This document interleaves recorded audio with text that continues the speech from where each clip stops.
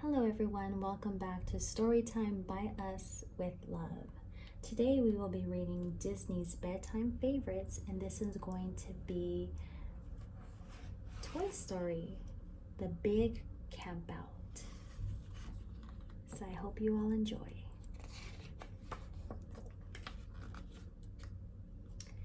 Guess what? Bonnie looked excitedly at her toys. We're doing something really special tonight. The toys were carefully arranged on Bonnie's bed. They couldn't wait to find out what the special something was, but they stayed motionless. The little girl clapped her hands. We're going on an adventure.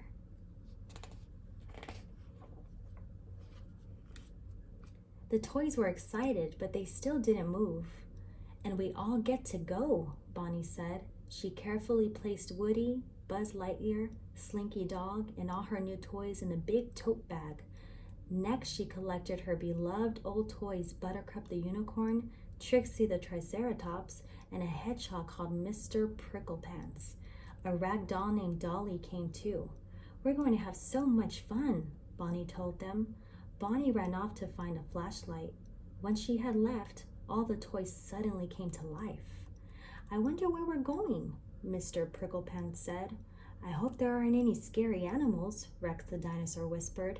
I'll protect you, Woody the cowboy said with a wink. Then the toys heard footsteps and stopped talking. We're camping out, Bonnie announced happily as she came into the room. She scooped up the tote bag.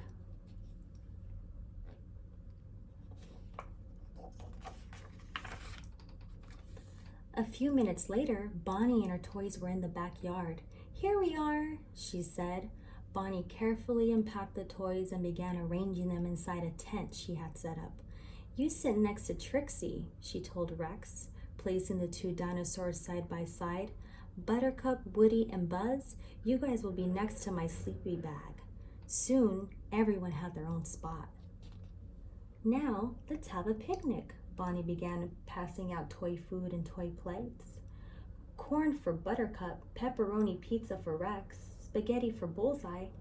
Bonnie, dinner time, a voice called out. It was Bonnie's mother. Bonnie giggled. I've got to go eat my dinner, but don't worry, I'll be back soon. She gave each toy a hug, then crawled out of the tent. Left alone in the tent, the toys began to explore. This is a right comfortable spot, Jessie said, admiring Bonnie's puffy sleeping bag. The accommodations really are quite satisfactory, Mr. Pricklepants agreed. Well, shine my spurs, Woody exclaimed, noticing an electric camping lantern. He turned it on and a warm glow lit up in the tent.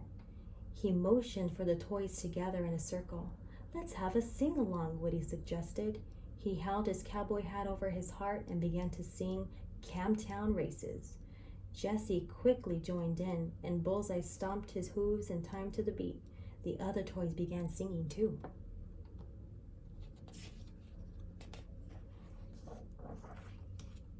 After a few more songs, the toys went outside. They still had some time before Bonnie returned, and they wanted to explore. Mr. Potato Head peeked through the tent flaps. It had gotten dark. The coast is clear. The toys stepped into the backyard. Look, Buttercup said. The stars are coming out. Buzz smiled. That's my friend, is the Big Dipper, 7 stars that form a ladle shape. He pointed toward the constellation.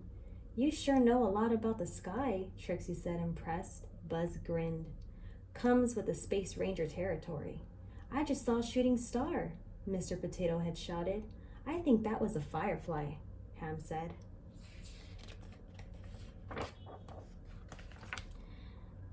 Jessie hopped on Bullseye. I'm going to explore the yard.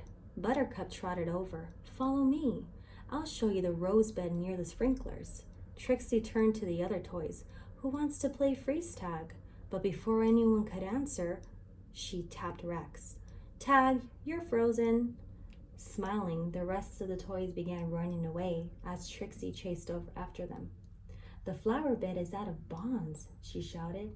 Hey, someone, tag me, Rex called, still frozen. Anyone?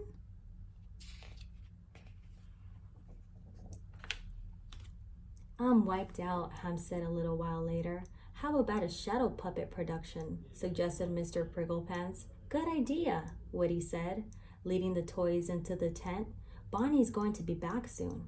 The toys used Bonnie's flashlight to create shadow puppets on the tent. Buzz made an airplane with his wings. Mr. Pricklepants made an elephant. Rex peeked outside the tent window. Boy, it sure got dark fast, he remarked. Then Dolly made a pair of bunny ears behind his head. Everyone laughed, even Rex. A sleepover wouldn't be complete without a scary story, Mr. Potato Head said. He clicked off the flashlight so the toys would be in darkness. Once there was a little toy that got lost in the forest. The forest was dark, very dark, just like now, Rex exclaimed, beginning to get scared. Suddenly, there were footsteps. Mr. Potato Head said. The toys heard the sound of someone running. Like now? Jessie said with a gasp. Mr. Potato Head continued his story. A monster was coming. Ah! Rex shrieked as a huge shadow loomed over the tent. The toys all flopped down and went still. The tent flap opened. I'm back, Bonnie said, smiling at her toys. She brought the toys outside and placed them in a circle around the lantern. She gave each one a marshmallow on a twig.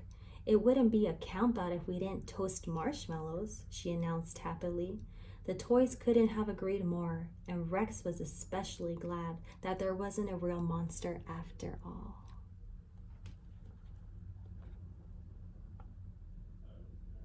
The end.